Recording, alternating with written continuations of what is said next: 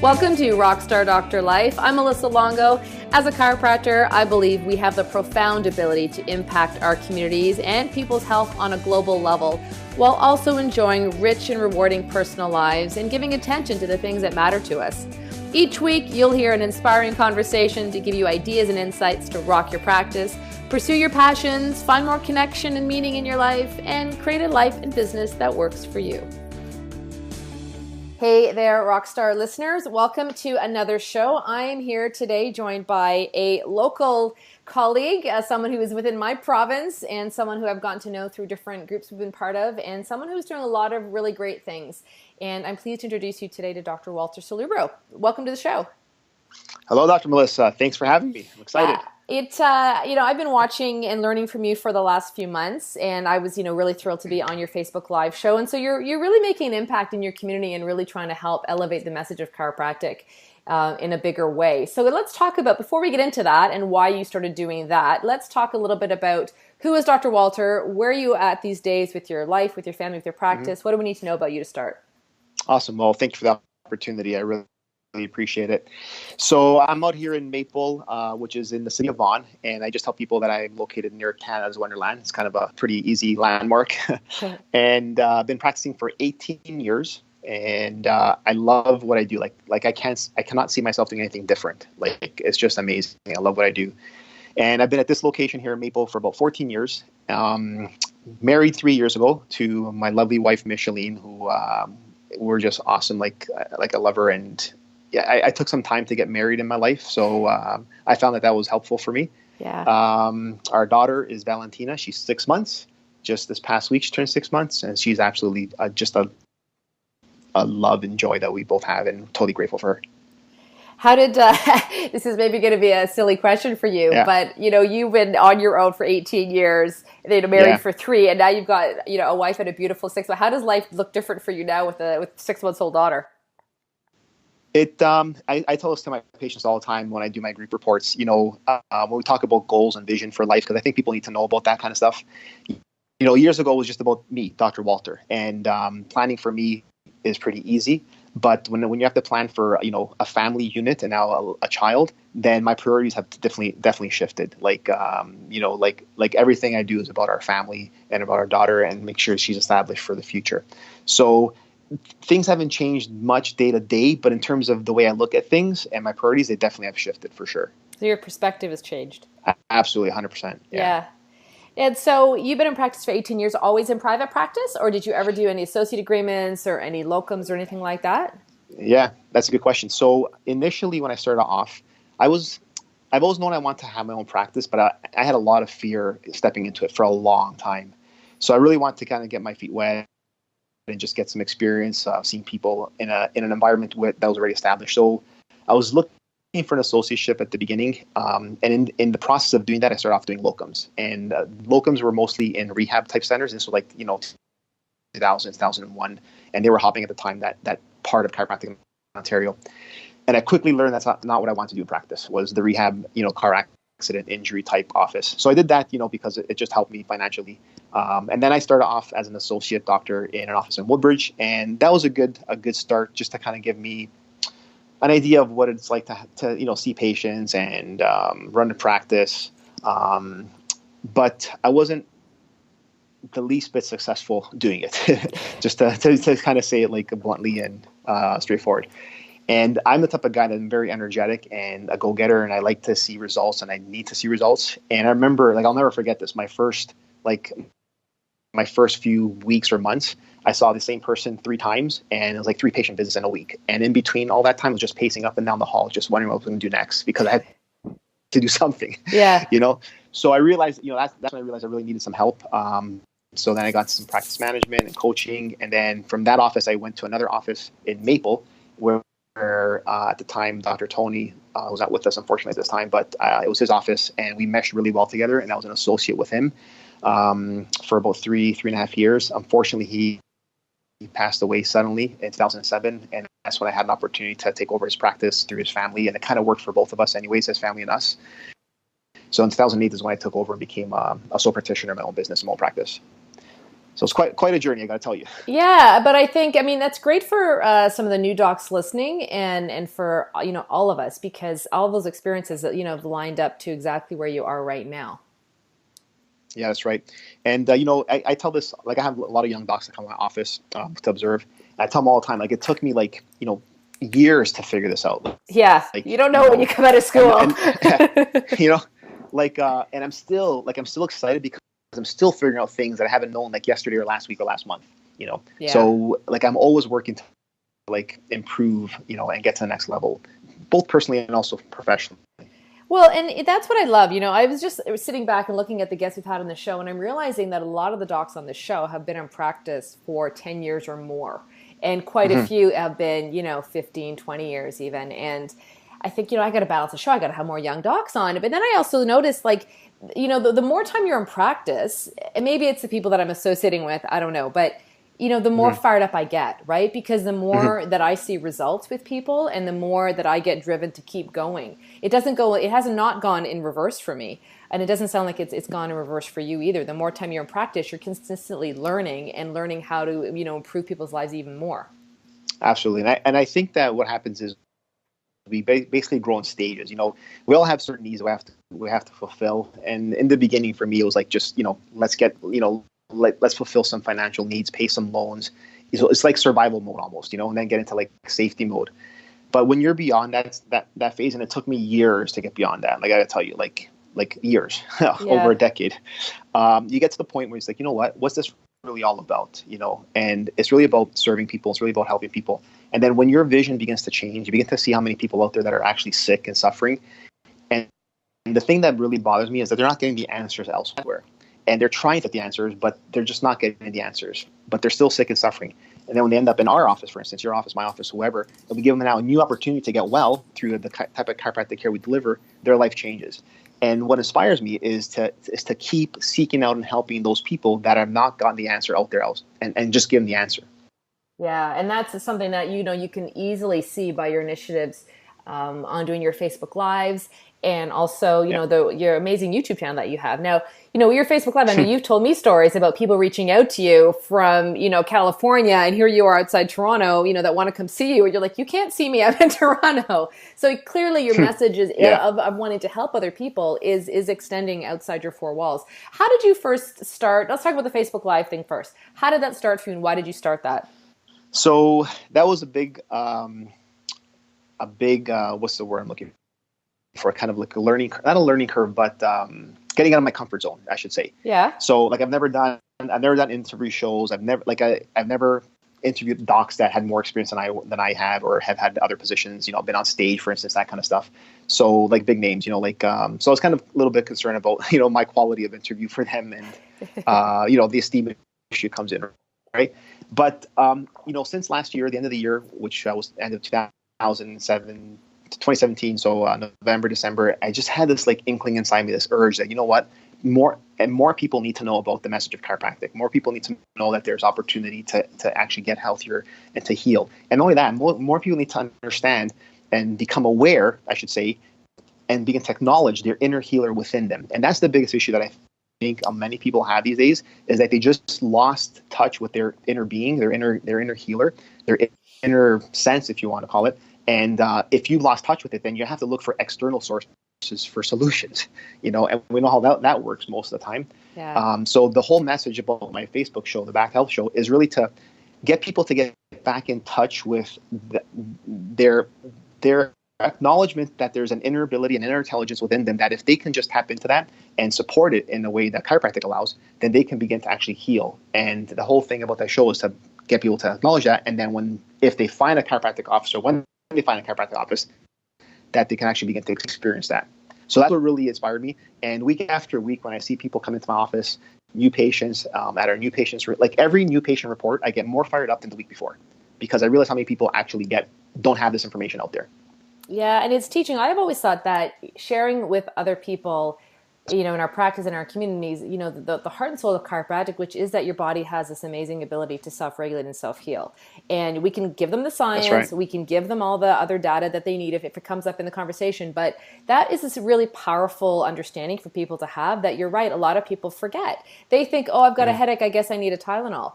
And so you're trying to get them to rethink that. And when you open your eyes, I always find those are the most rewarding moments in practice, where you realize that people's idea of what it means to be healthy has shifted, and their responsibility that they're willing to take on themselves to invest in their health.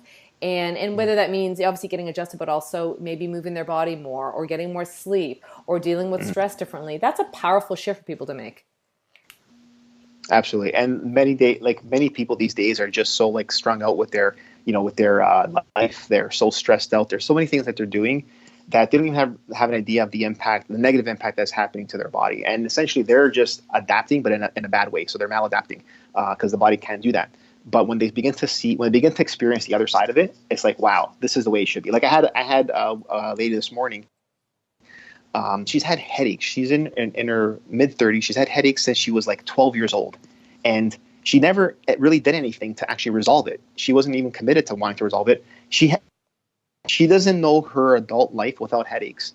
Which is just and I crazy. asked her, well, do you think that's normal? She goes, it's crazy. Like I just can't fathom that. And I go like I understand you feel that it's normal, but it's not. It's common in your life, but it's not normal to have headaches. You're ready to experience something different. Yeah. And I hope that she is. Well, and it's the lack of hope, right? That I think that's also a key ingredient of need to be instilling in people, is like, you are not only designed to heal, but there's a possibility there, because a lot of people come into our offices sometimes as a last resort, let's face it, right? And when they're given the hope and they're given their life back, that is a shift that is something they can never, ever take for granted ever again. Absolutely. And that's one of the things that I strive to give to people, whether they're in our office or through my messages online or the Facebook show. Yeah. Is that start to trust your inner healer, and then also that there is hope. Never ever lose hope. Like as long as you're alive, your body always wants to move towards health and express health. Yeah. So I truly believe that, and I just want to support that as much as possible. So I love that you talked about your journey in chiropractic, and to get into your own private practice right now. And you did the locums, you did the associate agreements, and that you acknowledged that you had some fear doing it on your own. Because that's something that a lot of new grads can relate to, and a lot of docs even in practice now. And sometimes running a private practice isn't right for everyone. Sometimes people are better off as an associate because of their own lifestyle goals and their dreams. And, maybe they don't want to manage people or manage all the business. What would you say to docs thinking about which direction to go at this point in their life? Like if they're just getting out of school, for example, do you recommend an associate agreement first, or would you say like, here, just go for it? Do you wish you had done anything differently is what I'm asking you, I guess. Yeah. So that's a multi-answered question. So obviously every different doc is going to have a unique personality. Like I know my personality type. I'm a driver. I'm motivated. I'm highly energetic. So for me to be in an associate position for a long time, that's not in my natural element. But what got me stuck there was the fear to step out of there. And I would think maybe it would be the fear of failure, not knowing if I'd be able to make it, or even not having what it takes to succeed. So that's something I had to actually like overcome over many years of coaching, mentoring, and self introspection. And so forth. So I think it's important to match your personality type. Like I have there's a young guy that he started in my office as a co-op student years ago. His name is Vince, and then he worked with me employed for a couple of years, and he's helped out at many of my screenings, and he's helped set up lectures for me in the past. And he decided to, in his co-op when he was a teenager, that he was going to become a chiropractor because of his experience in our office. Like this guy, he's ready to come out and start his own practice from day one because he has so much experience, so much the principles of chiropractic have been seeded into him. He has experience about, getting the message out. Like he's ready to start his practice from day one. But that fits his personality. But if someone is coming in and they're a little bit unsure about what it takes to run a business, unsure about how to run chiropractic practice from the practice management point of view, or even the clinical management point of view, there's nothing inherently wrong with associating for 1 or 2 years. The thing that I tell people is don't get stuck in there forever if that's not what you want to do. Right. Because that's what happened to me. I got stuck in there for years and years, and I really saw no vision out of it. I was handed the opportunity because it came up. If that didn't come up the way it come up, I don't know where I would have been really. I think I would have just been stuck in that same situation. Yeah, that's, I love that you shared about know your personality, because I think that's really crucial for people to know. And some people are drivers like you and some people are not. And that's okay. I think if we were all driving this world, the world would not work very well because we have too Absolutely. many people trying to do everything. But it's also deciding what kind of lifestyle that you want for yourself. And I also love that you shared, thinking about your own fears that held you back and then learning to have to push through them, because let's face it, whether any kind of entrepreneur has to always consistently reevaluate who they are and what is holding us back, right? And sometimes in our life, things are holding us back that have nothing to do with our skills, but they have to do with our mindset. And so you talked about different mentors and coaches helping you push through that. Is there anything else that you want to share about that? Anything else that was really pivotal that has continued to help you, even though you were given this opportunity serendipitously to run your own practice and kind of thrown into it, it sounds to me like, but what has helped you really accept it more? So, I've had a lot of opportunities and experiences to actually break through these situations. So Right. I think you hit the nail on the head. It's the mindset. A lot of people have fears and they didn't even realize where these fears are coming from. But and it may not just be like something specific, like, the fear of something. It could be something as simple as, what do people think about me out there? Right. Fear of rejection. One of the things that I struggled with was, I always had this kind of underlying fear of that I would be attacked. And I don't mean physically attacked, but some kind of reaction would happen to me. You understand? Right. Whether it was from a patient, from an insurance company, from a regulatory body, from another chiropractor, from another person, a member of the community. And if you have this underlying fear, I'll speak for myself, I had this underlying fear that how the heck am I able ever to advance forward or succeed or climb from there? Because what you want to do is you want to avoid any of those circumstances of external attacks. And in doing so, then you're going to stay in a perfectly comfortable place. You get that? Right. Yeah, you're going to stay in your little comfort zone. Yeah. Now, if I realize that all that is just made up in my mind, there's no truth or value to it whatsoever, and whatever experience comes up for me, whether I like it or not, is basically a learning experience. And if I learn from that, then I can actually move forward. So basically, I start to see all of these little attack experiences, quote unquote attack experiences, as a way for me to actually break through that fear and just get to the next level. So, there's a lot of things we need to look at internally. And the other thing too is you look at what's blocking you to advance, because if someone is not receiving or getting what they want, it's because they're blocking it themselves somehow, either emotionally, mentally, or even physically. And it takes effort. It takes, I journal like crazy, especially during the hard times. Yeah. It's kind of funny that I journal less during the good times, which is really weird. I don't know why, but oh, I feel the same. We're not processing as much, right? There's not as many things in our mind. Exactly. Yeah, exactly. Yeah. But I read often. I hired mentors to help me or coaches in the past. But if you're not willing to break through those hesitations or blocks and get to the next level, then you never will, and just stay where you're at. Well, and what I think is incredible, and a real testament to you getting through that, or just jumping in anyway and accepting that you're going to get criticism, and your vision is so strong that you don't really care anymore about it, is that you've established not only the Facebook Live, but you're doing a ton of YouTube content. You've got a great channel. I mean, it's one that I'm constantly inspired by. And I'm sure that by doing that and putting yourself out there with amazing information, you've gotten trolls, or you've gotten, people who have said negative things. I mean, that's the more out there you are, the more you're going to get some of that, right? And you know what? That's an interesting point, because, like when I jump into something, I don't think about like what's a troll going to say, or what's this person going to say. But you know what? It does happen. Like I had a troll on one of my Facebook Live comments. I just deleted it. Yeah. The nice thing about YouTube is you could filter the comments before they get posted. So I decide if they want to be on or not. Right. But the key thing is not what the other person is saying, whether if it's a negative comment or a negative attack on me or my message or the profession. What matters is how I react to it. Right. So if I allow it to bother me, then they've won. If I dismiss it, then it's non-existent. And I choose for it to be non-existent, and I'm okay with it. Well, and that also, happens in practice, right? I'm sure there's been opportunities where you've given someone recommendations and they don't honor it, or they don't accept it. And a lot of times we can take it personally. And I've talked to so many docs that struggle with them. Well, they didn't do what I wanted, or not what I wanted, but my recommendations. And we take it to heart because we want to help people, right? And we want to see them thrive, and it's not always what they want for themselves. So what would be Yeah. your advice in that situation? I mean, has that helped you get past the, so-called rejection when patients don't accept your care plans or follow through on your recommendations?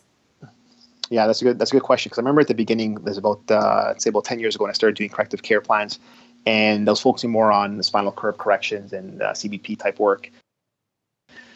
And I look at someone's spine on their X-ray, and I go, listen, you need this much care. This is what the plan is. And when they say no, I don't want to do this. Like, I would just freak out. I go, how is it possible that you don't want to do this? Like, how is it possible you don't want to fix this? Like, Yeah. and sometimes happen one after another. And I had to get to the point and realize that it's not my job to decide for them to choose the care. It's my job to give them the information. It's their job to choose. So my whole objective is to give them an opportunity to choose chiropractic. That's it. So they come in here with their problems. I'm going to examine them, make sure I get a thorough diagnosis, and then give them a plan to get it corrected and tell them how long it will be, and give them realistic goals on terms of correction and so forth.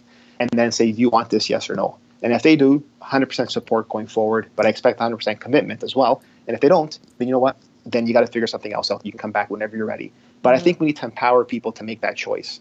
And nothing, and I tell people all the time, the moment you make it, and this goes with any principle across any, it could be personal success, it could be finances, family, health, doesn't matter. But the moment that someone makes a choice in their life and they step into it, then everything changes for the better. Everything, no matter what.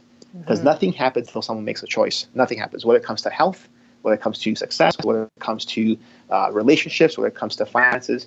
Whatever it is you want, you have to make a choice, and then you have to step into it.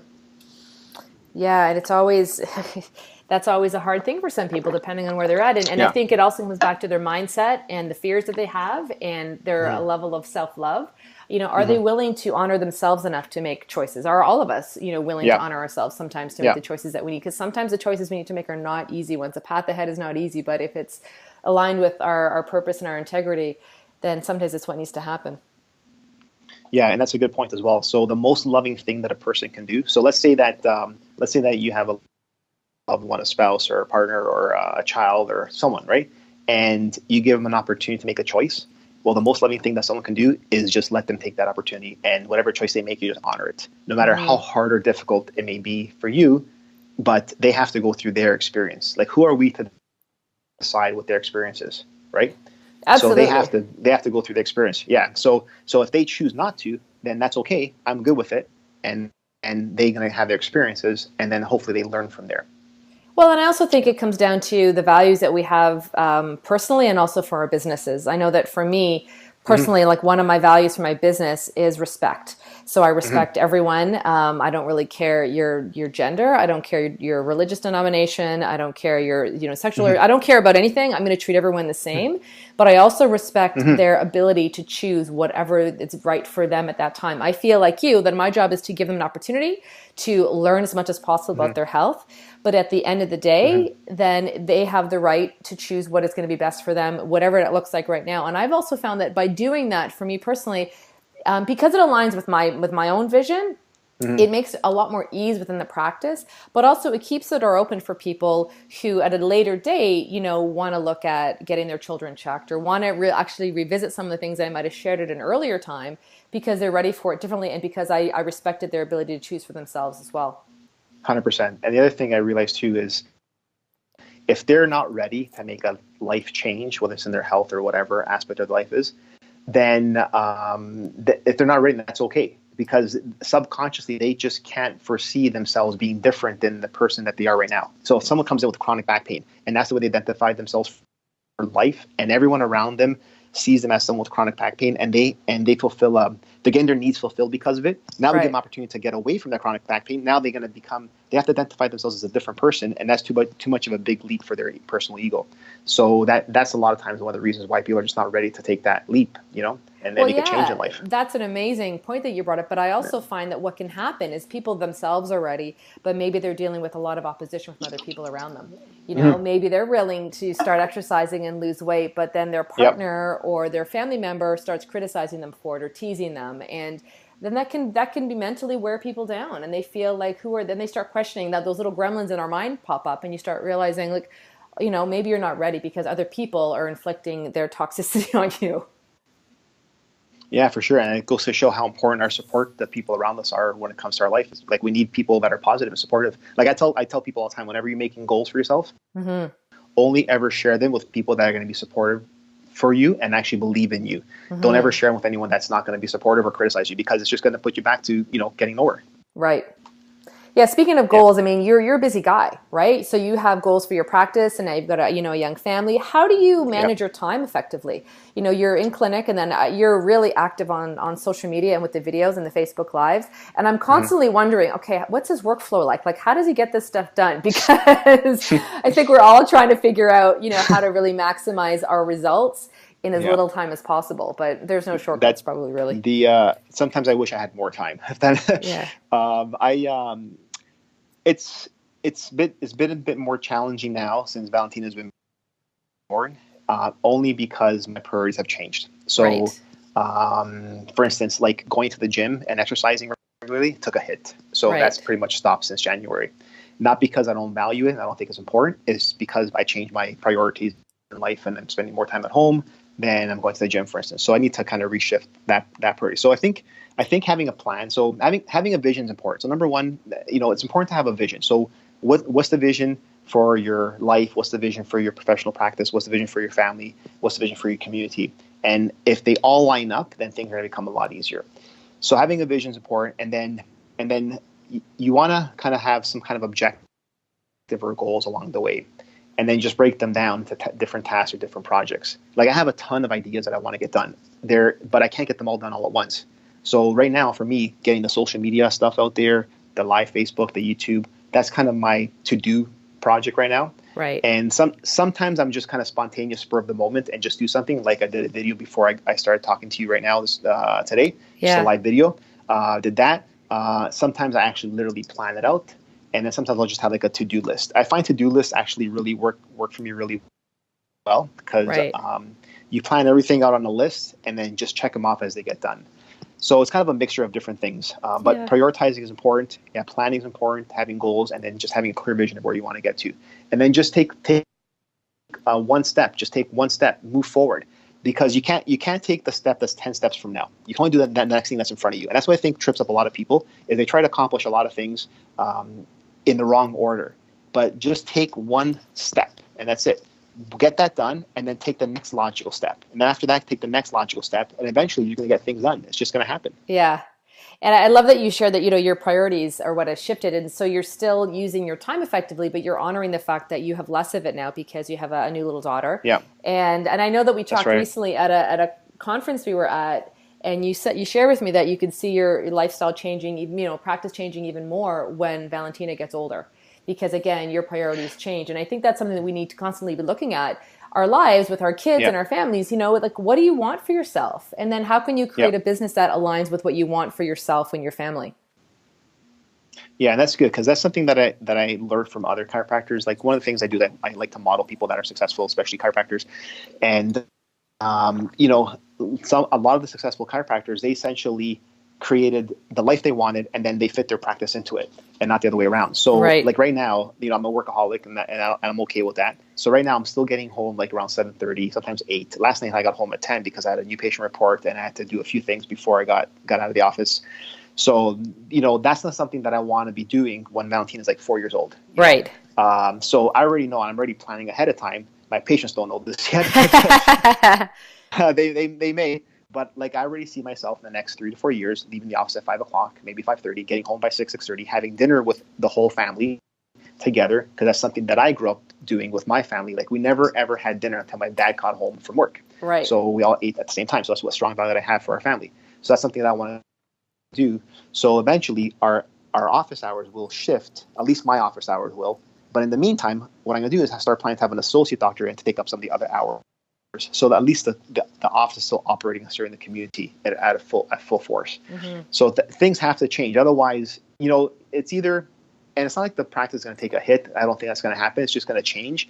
But I can only prioritize one thing or the other. It's either going to be family or practice. Right now, it's practice to serve the family. Eventually, it's going to be family, more than practice. So if that kind of makes sense. Yeah, well, it's a constant, a practice is an organic, evolving entity like any business is, and I think at any given time, it's going to reflect where you're at, right? And so that's the good times and the bad times. So if people have gone through, if they've shared on the show here, they've gone through losing a loved one, they've gone through marital changes, they've gone through, devastation in their home, and like physically, like, fires and whatnot. And that, you can only focus your energy in so many spaces. And if your headspace is funky because of other things going on, then your practice is going to reflect that. And it goes back and forth. And so I think it's important to honor, like, our business life is constantly evolving and reflecting other things in our life too. Definitely. Absolutely. How do you define success for yourself these days? So that's a great question. And these days is different than it was in the past days. So early on, I'm kind of a results-oriented person, so I tend to have defined success based on results. Right. So dollars, numbers, tally up points, that kind of stuff. And that starts to play with your mind when you're not getting the results. Right. Right. So today I see success a lot different, and it's a lot more clear to me. And it comes down to one thing. We already talked about it earlier. Success is simply a choice. That's it. So right. if you make success a choice, then you will be successful. You are successful. It's that simple. It's a mindset. So, years ago, I would be concerned about failure. Today, I see failure as not the opposite side of success, but that opportunity to actually learn something and experience something. So no matter what, there's no reason to not always be successful if it's going to be your choice every single time. You understand? Yeah, so you're looking at it from a daily perspective of feeling fulfilled, or you're just choosing to look at it, like gratitude is what comes up for me here too. Yeah, gratitude is very important. But if you choose to experience success in everything, then you will. It's it. It's just, it becomes a choice, and then you're gonna do the things in your life to actually begin to experience that. And like I said, it doesn't mean that everything goes right every single time. Like, for instance, when was it? In May, we put an offer in on a condo, and it was our first property, and we're really excited about it. And everything was lining up, and financing lined up, everything lined up, right? Except that the condo status certificate actually had some issues that the lawyer found, and the financing company wasn't happy about. So now the whole thing fell through, right? So there's their, and I kept on telling my mortgage broker, I go, listen, I need a room for Valentina. And he's like, all getting like emotional about it, right? He's trying to help me, right? He goes, don't worry, I'm going to help you, right? But it fell through. So, that I could have seen that as, it was definitely upsetting. It was definitely, it didn't feel good. But you know what? It happened for a reason. So I could definitely, people may look at that, we failed, it didn't work out. Screw it, right? Whatever. But for me, it was just, it gave me an opportunity to actually go through the whole financing procedure, get an opportunity to go what it feels like to sign all the papers and go through all the lawyer stuff. So that was a major learning experience through the whole time. And you know what? It cost me nothing. It just cost me like some of my time and energy. Yeah. And now, just this past week, we our offer on an actual property that actually is way more ideal than that one there. Instead of a condo, it's an actual house with rooms and basement and garage and parking space, and backyard. Actually came through, and it suits our needs way better than before. So that's a success all the way through. You know what I mean? It's not a sign of failure, it's a sign of success. It's just, you have to figure out how you want to look at it. Well, there's always a perspective, right? There's always a different way to look at something and to find. We were just talking about this, the show I just did before you today, and that, you don't know. Hindsight, you can always look back and put the pieces together and say this happened for the right reasons. But in the time, it can be really hard to realize that, and that's where that trust that things are the way they need to be, or whatever kind of spiritual faith you look to, gratitude, doing the things that we can to support our idea that. As long as you're trying to as you said, take one step forward, things are consistently going to keep lining up if you have your mindset focused on success and the right people around you, and you're doing everything else that you can to keep your head and heart aligned with your purpose. For sure. And one of the things too that most people are lacking is clarity. Clarity is super important. Like you can't get much done unless you know what you want to get done and what it looks like. So you need to be clear on it. And a lot of people are not clear about what their health should look like. They're not clear about what their life should look like, or what their relationship should look like, or what their family should look like. But when you are, it just makes things a lot easier and a lot smoother. And then when you have a vision and you're clear about what it should look like, the decision-making process throughout the day and throughout the week, throughout the month and year in your life actually becomes easier, because it's like, does this line up with my vision and what I want it to look like or not? And if it doesn't, then you know what, next, then I just move on to the things that do line up. Yeah. So clarity is super, super important. Yeah, Very, and then very you can realize the things that you're wasting time doing that don't really serve your vision. And I mean, we all get caught up, Yeah. doing things, whether it's scrolling your Facebook feed or just doing other things that really don't serve any purpose. If you're strongly committed to serving your community and being your best self, sometimes they're just distractions, right? 100%. It's very, very important to have that vision and be clear. So it just makes life a lot easier. And does that vision and your clarity around helping people understand what it means to be healthy and all the things we've talked about today, is that what has fueled you with doing videos? Because I just want to touch on videos for a quick sec here, because a lot of people are really hesitant to get started doing them. A lot of people have some fear attached to them. And I just would love it. I mean, obviously, the more chiropractors out there who are sharing their message in their communities, video, then that helps everyone. So what would your advice be to people to get started doing some videos? Definitely. It sounds very simplistic, and I'm sure you've heard this before, but just take out your phone, turn it on, and start talking. It's that simple. Yeah, and just do it, right? And I can tell you, I can tell you from my experience that, like, I remember when I did my first video recording, and when I started my YouTube channel, it just started flying now in the last several months. But when I started, it was like 2013, and I was still using a Canon point-and-shoot camera, like low definition. I was up on the tripod, and before I hit record, this is like scripted and not live, and it took me about 30 to 40 minutes to actually get myself talking, and the retakes were like another hour and a half. It took me forever, but you know what? I did about 10 videos that day, and they're still on there. If you look on my YouTube channel, like early videos, I'm wearing a red golf shirt, and there's kind of an orange wall background. Yeah. And the quality is very low, but some of them are getting some amazing views right now. So just get started. That's number one. Number two is be consistent. Actually, let me back up before being consistent. So number one, get started. Number two, it's important to know what your message is. And this, I think, one of the, like, I watch a lot of people out there on Facebook and on YouTube and stuff. The people that are the most successful in terms of getting their message out and creating mass movements are the ones that actually have a very specific message to help people. Because unless your message is specific enough, you're not going to draw the right audience that will actually be attracted to you. So if you notice on my videos, I don't talk about nutrition. I don't talk about taking vitamins. I don't talk about essential oils. I don't talk about all these things. Not that they're not important, right? It's just not where my focus and my audience, that's not the audience I want. So I want an audience that has been chronically ill, chronically in pain, has failed to find a solution, and now I'm going to give them an opportunity to see a different solution. So that's my audience. So my whole video message is to gear towards that type of person. So when you have a clear message, it makes doing videos a lot easier, because now you know what you're talking about, and you just got to just tweak it every now and then. And the third thing is to be consistent, which is now what I'm starting to do a bit more frequently now with my Facebook lives, not the show, but the actual spur of the moment lives. Right. Because I noticed all the big movers and shakers out there that are making a big mass movement on Facebook or YouTube or on Twitter. They're out there often, and their message is kind of the same, just delivered in different ways with different examples and different stories.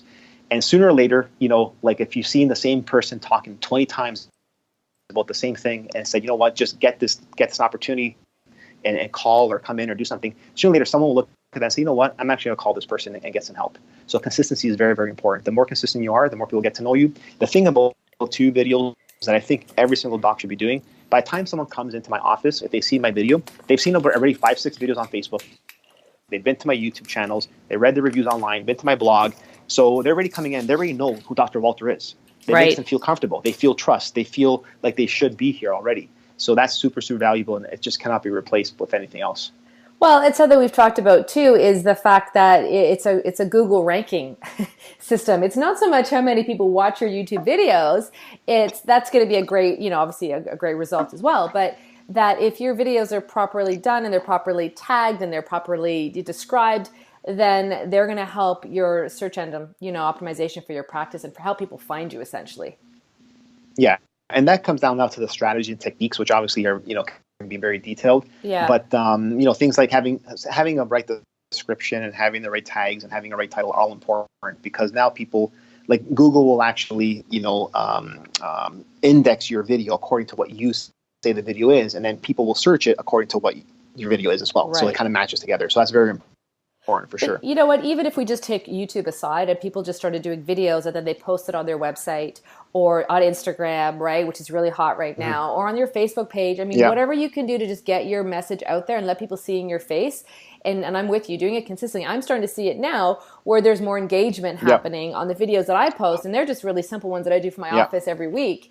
And it just builds with time. And I think just be patient if you're just getting started or you're not sure what to say. Start with conversations that you have in your practice. I mean, God, we get so many questions every day. Take one of those questions and do a quick video on it, and there you go, right? It's not that hard. No, it's not. You just got to take some action. And I've been watching your videos. They're really great. Oh, well, thank you. I've had some good people to motivate me, Walter. So there you go. You've been consistent, which is awesome. I like the scenery too.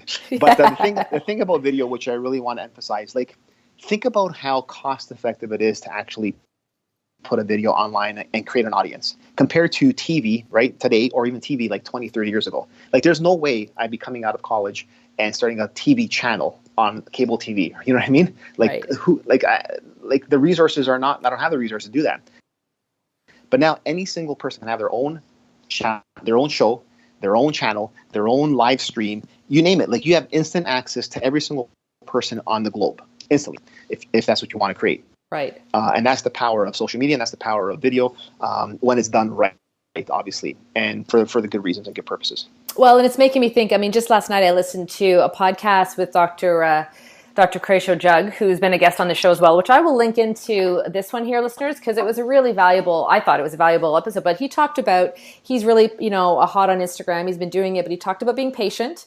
He talked about being consistent with it. And he also talked about it being a very, like, it's a relationship building tool. It's no different than meeting someone in the grocery line and having a conversation with them. And then next thing you know, hey, here's my card. If you need any help, here's my office. And it's using social media as a relationship building tool by starting to engage with people. And if you're doing it right and you're doing it with integrity, it's a really, really valuable tool, I think. Yeah, and that's a good point about, you said earlier about consistency and just doing it over and over again. The thing that, if someone's trying to make a video to think that it's going to go viral and that's their objective, forget it. You're done, because we're not smart enough to understand what the market will cause a video to go viral for. So the idea is to just make video after video after video, and don't worry about the view count, or don't worry about the number of views and so forth. You want a lot of watch time, obviously, but don't worry how many people actually saw it. Because sooner or later, if you did like 20 or 30 videos, one of those will be a hit, and it'll just start flying and be shared like crazy. But even if you go to my YouTube channel, I have a few that have several thousand views, some that have tens of thousands, and one that has over 200,000. But that was kind of like, I don't want to say it was a fluke, but it was almost like a fluke, because I picked the topic, it happened to be hot, and it just went with it. People, the viewership just went with it. And same thing with Facebook. Like, you don't know what's going to be hot or not. You just want to kind of keep your message consistent and do it often, and sooner or later, people will see it, guaranteed. Yeah, and I think it's important. The only things I would add to your list of things to keep in mind there would be to have some fun with it and let your personality come out. Like, be yourself. Yeah. Imagine like you were talking to someone like you would be in your office, and don't stress about being perfect and perfectly scripted. Yep. I mean, we're all human beings. We're going to make mistakes. And if you wait till everything is perfect, you're never going to get anything done. And people out there in our communities and even internationally are missing out on the information that we have to share with them. And to me, that's what fuels me more, is who needs to hear what I have to say, because this can change your life, essentially, right? For sure. And when the viewer sees you, that you're in your natural state, then and sees that all your flaws, they know that you're just as human as they are. You're not a superhero. Yeah, I think it makes you they have relatable. A better report. Yeah, for sure. If you look at some of my early videos as well, I was like I call myself like a stiff. I was like so stiff. I was like so like it's kind of funny. Like, I laugh at them, right? And now I'm more relaxed. I'm more outgoing. I walk through the office. I try to chuckle. Say something about my family. Kind of be more natural.